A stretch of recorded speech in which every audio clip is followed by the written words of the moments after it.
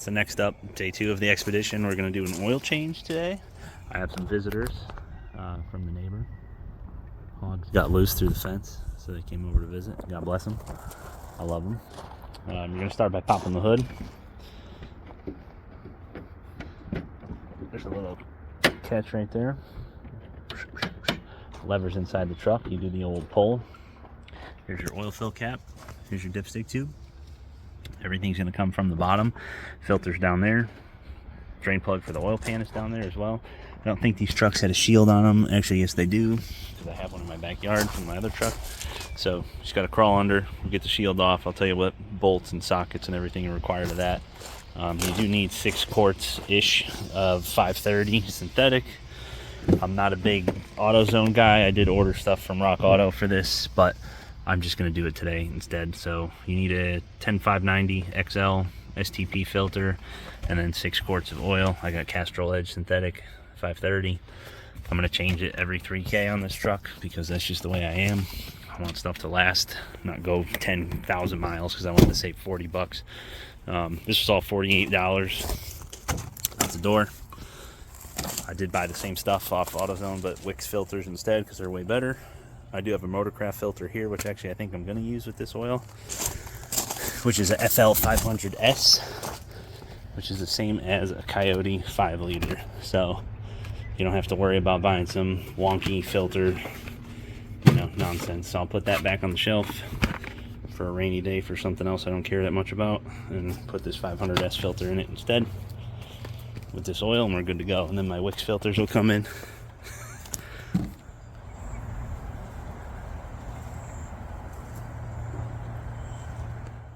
Love them. And then we'll get right to it. Alright, so when you're underneath the truck, there's an 8 mil, and then there's one more in the back where that metal strap is going against the frame. Then there's another one on the other side. So you do not need to drop this front metal tray. You only need to do this rear one, because the motor sits further back than the subframe. I think you can just get away with dropping the front on these, I think, if I remember from last time. No, you can't. Oh, where are you, baby? Alright, I was a little off. So yeah, we gotta drop this one too. Looks like, alright, so you drop the 2 front screws no matter what. You gotta do that anyways, because this all comes down, or so you can split these 2, otherwise this all falls down as one assembly. So you need an 8 mil and you need a 13 mil to remove these 4 on this pan.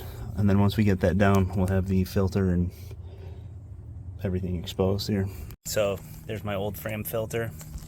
The best way to get these on these Ecoboost trucks, if you're doing it on your back like me, the filter's right there next to the alternator there. So all you're going to want to do is take your strap wrench, because mine was on super tight, and you could stick it way up into the belt drive up there. As you can see, there's plenty of room. So you're going to go up from the top, reach your arm all the way up, and just put pressure on the filter and just pull. Keep pulling down and putting pressure against it, and then it'll crack loose. Mine leaks from the back, did not come out down the front drain tube here, so that is why the underside of my truck is soaked with oil, just from Quick Lube. And then whoever did the oil change last, again, Quick Lube place, sent that drain plug home. The threads are stripped on it, so I'm gonna have to go to town on that and then get a new drain bolt after this, or see if I have one in the garage. So we'll see what happens. As far as new filter goes, not much, but a little bit more capacity. Much better filtration, in my opinion, than these piece of crap Frams. But, it's cheap. Everybody's got to make money. I like to put a little bit of oil in these, pre-fill them. I know there's a lot of myths about doing that or not. I always do it. I've done it my whole life. So I'm just going to pour some oil right in the top hole here, and then I will install the filter, and then I will get to the drain plug. Always be aware of your surroundings when under the vehicle. You could have this guy sneak up on you. Alright, so do not underestimate the shield. This thing weighs about 30-40 pounds. A little exaggeration there, but it is heavy. It's not plastic, it's metal, and it's got some insulation on it, so it's quite heavy. Obviously I have some oil leaks here, which is expected with almost 200 beans on it, so I am just going to spray all this with brake clean with my little catch can thing here, drain, whatever you want to call it, tank, and then I will take the drain plug off this oil pan and drain the oil out of it. The filters on these, as you can see here, when you crack there's the orange filter. When you crack these, the oil's supposed to drain down this, but if it has a ton of sludge buildup, beware, it usually comes out the back and will leak all over the rack. So you kind of want to loosen it first and see where it starts draining from. If it's supposed to properly come out this, then obviously you're in good shape. If not, be prepared to throw the pan towards the back. So I just fought this for almost 2 hours.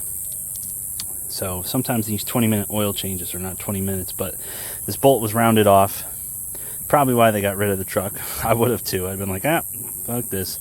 But anyways, I had these little Craftsman extractor sockets. You bang it on with a hammer and then loosen it, and it eats into the bolt. I literally thought I was going to snap the head off, but it took so long for me to get this. It's such a weird angle. But finally I got it off. So I just looked in my bolt bin. I have a bolt that's very close. It's not inset with that little rubber gasket there. It just has a washer on it. So I'm going to put a little RTV right there and send her home, providing she fits. If not, I'll go back to the bolt bin and find something close. I'll show you what these look like. They're just called a bolt remover, socket remover, nut remover, whatever you'd like to call it, extractor.